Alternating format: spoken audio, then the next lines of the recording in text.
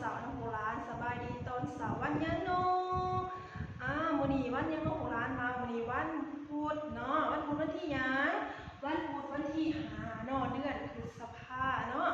โบราณตื่นเนาะพากันตื่นเนาะมันละบ่เด้เนาะตื่นเนาะแล้วลุกขึ้นมาแล้วอาบน้ำเด้ออาบน้ำถูแขนกินข้าวเนาะแล้วจังมาเรียนหนังสือเรื่องสาวผู้มื้อนี้ก็มาเรียนกับไผกับสาวผู้นาคือเก่าเนาะมื้อนี้ก่อนสิไปเรียนมื้อนี้สักครู่สิพาโบราณออกกำลังกายก่อนเนาะจะได้ว่าเฮ็ดให้โบราณแข็งแรงเนาะเฮามาออกกำลังกายเนาะพร้อมกันเด้อเฮ็ดนำกันเด้อ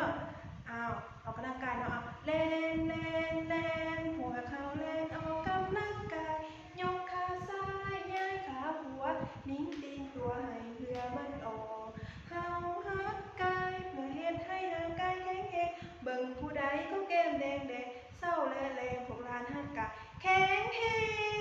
งพวกหลานเฮ็ดอยู่บ่อยู่เพื่อนพวกหลานเฮ็ดอยู่บ่น้อยอยู่เพื่อนเวลาอยู่เพื่อนพวกหลานก็เฮ็ดเนาะออกกำลังกายเนาะบ่แม่นสิว่านอนเล่นแต่โทรศัพท์เบิ่งบ่ได้บ่เฮ็ดหยังบ่ได้เนาะพวกหลานต้องออกกำลังกายนี่จังสิได้แข็งแรงจังบ่เมื่อยเนาะออกกำลังกายแล้วก็กินข้าวกินน้ำเนาะแล้วมื้อนี้เนาะสักครู่สิพาพวกหลานมาเรียนหนังสือเรียนวิชาภาษาลาวเนาะ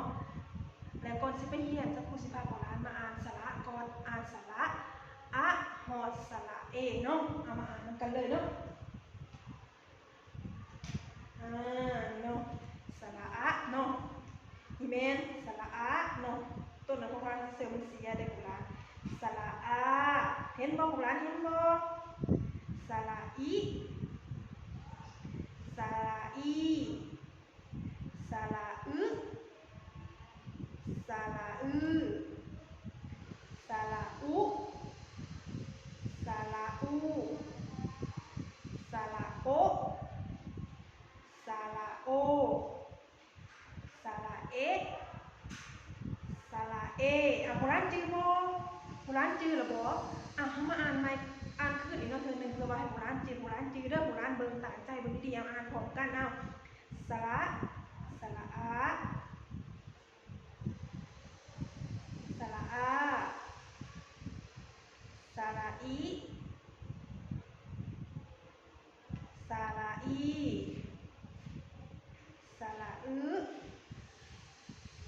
สระอือสระอุสระอูสระโอสระโอสระเอสระเอเนาะพวกหลานได้บ่ทุกคนเนาะบัดนี้เห็นพวกหลานเนี่ยเบิ่งหน้าแน่เบิ่งกระดาษพวกหลานมีปึ้มบ่พวกหลานมีปึ้มหัวหน่อยเนาะพวกหลานมาแน่เบิ่งกระดาษเด้อพวกหลานมาแน่เบิ่งภาษาอังกฤษเบิ่งกระดาษพวกหลานสิบอกว่าสักครู่เขียนจังซั่นเนาะนี่แม่นวิชาภาษาลาวเนาะตรงนี้เขียนเรียงลำดับสระฮอดสระเอเนาะใส่หม้องวางให้ถูกต้องเนาะพวกหลานภาษาอังกฤษเนาะสระอะสระอาสระอิสระอีสระอึสระอือสระอุสระอูสระโอสระโอสระเอสระเอเนาะแต่โบราณภาษาอังกฤษเบิ่งนี่บัดนี้สักครู่เห็นเบิ่งของวางนี่เนาะเห็นบ่โบราณเห็นบ่เนาะสระอะแล้วต่อไปเนี่ยสระอีหยังให้โบราณเขียนตื่นใส่ตรงนี้สระอันนี้ต่อไปเนี่ยสระอีหยังเนาะให้โบราณเบิ่งอยู่ได้นี่ให้เบิ่งอยู่ได้นี่โตหยังสระอีหยังโบราณว่าสระอะแล้วก็สระอีหยังสระอาเขียนตื่นใส่เนาะสระอาต่อไปนี้มันสระอีสระอีสระสระอีเนาะโบราณเบิ่งเด้อสระอีเขียนนี่เบิ่งสระอีบัดนี้สระอึต่อไปเป็นสระหยังสระอึแล้วก็สระอือโดยสระอือเบิ่งก่อนเด้อโบราณเบิ่งก่อนเด้อบ่ฝากเฮ็ดเด้อ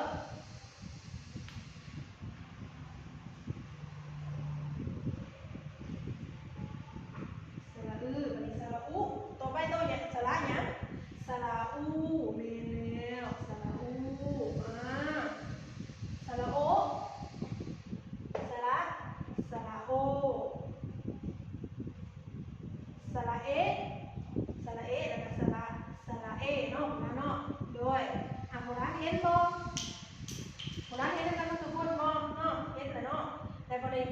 จื้อบ่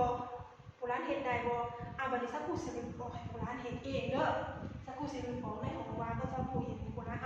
ให้เบิ่งก่อนให้สังเกตเบิ่งดีๆก่อนโบราณจื้อแล้วบ่คันจื้อแล้วสักครู่สิเป็นบอกให้โบราณจื้อใส่เองเด้อสักครู่ลืมบอกเลยเด้อสักครู่สิลืมบอกให้โบราณเอาปึ้มโบราณขึ้นมาบัดนี้เอาปึ้มกับซอโบราณขึ้นมาแล้วเขียนนี่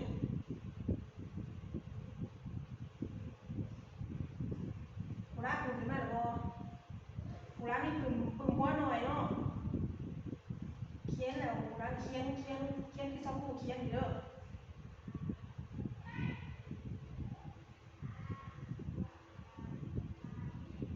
นี่สักครู่ลืมบอกแล้วบัดนี้ให้โบราณเขียนเองโบราณนี่ปึ้มโบราณเอาปึ้มโบราณขึ้นมาเอาปึ้มขึ้นมาแล้วเฮ็ดคือสักครู่เขียนเนี่ยแล้วก็ขีดหอเป็นหอในนี่ขีดเป็นหอในนี้แล้วสู้มาเป็นปึ้มเนาะสมมติเป็นปึ้มแต่สมมติว่าเป็นปึ้มโบราณเนาะโบราณก็เขียนสระอะเนาะเขียนสระอะเขียนสระอะเขียนสระอะโบราณก็ขีดเป็นหอสี่เหลี่ยมสี่แยกนี่คือสักครู่เห็นเนาะขีดแบบนี้แล้วก็เขียนตื่นใส่โบราณเขียนตื่นสระเนี่ยใส่โบราณเบิ่งว่ามันเรียกก็จะได้เห็นมีสระหยังแหน่คือสระอะแล้วต่อไปเป็นสระหยังสระอะแล้วก็ต่อแม่นสระอะโดยวันนี้สระอีต่อไปเป็นสระหยังให้โบราณเฮ็ดคือเก่าเฮ็ดแบบเดิมวันนี้สระอีเนาะถ้าครูเฮ็ดตัวอย่างให้เบิ่งเด้อ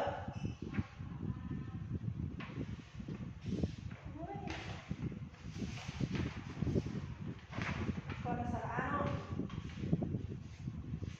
แล้วขีดเป็นหอสี่เหลี่ยมโบราณเฮ็ดได้อยู่ติแล้วเนาะวันนี้ต่อไปเป็นสระอีเนาะสระอีโบราณก็ขีดคือเก่าขีดสี่เหลี่ยมนี่เฮ็ดแบบนี้เด้อมีสระอะเนาะโบราณก็เขียนสระอะสระอีกับสระอีเฮ็ดแบบนี้เนาะให้โบราณเฮ็ดแบบนี้เด้อสระอะสระอะสระอีสระอีสระอึสระสระอุสระอูสระโอสระโอสระเอสระเอเนาะให้โบราณเขียนสะกดให้โบราณเขียนตัวนี้เด้อเอาปึ้มขึ้นมาเขียนแล้วบ่ถามว่าเขียนแล้วถามหูไปสักครู่เบิ่งน้ำเด้อสักครู่อย่าปูว่าร้านเขียนบ่หรือว่าบ่เขียนเนาะถามหูไปสักครู่เบิ่งเนาะแล้วมื้อนี้สักครู่สิพาโบราณเนี่ยสามีเนาะก่อนสิไปเฮามาห้องเพลงกันก่อนเนาะห้องเพลงผ่อนคลายก่อนเนาะก่อนเฮาสิไปเนาะสิไปบทเรียนตรงไหนเฮามาห้องเพลงกันก่อนสองเพลงยังเนาะเอาเพลงยังเพลงม้ามาโบราณด้วยเอาเพลงม้ากับเพลงม้าเนาะเอาโบราณเอาห้องพร้อมกันเด้อเอาห้องพร้อมกันหมดทุกคนเด้อเอา1 2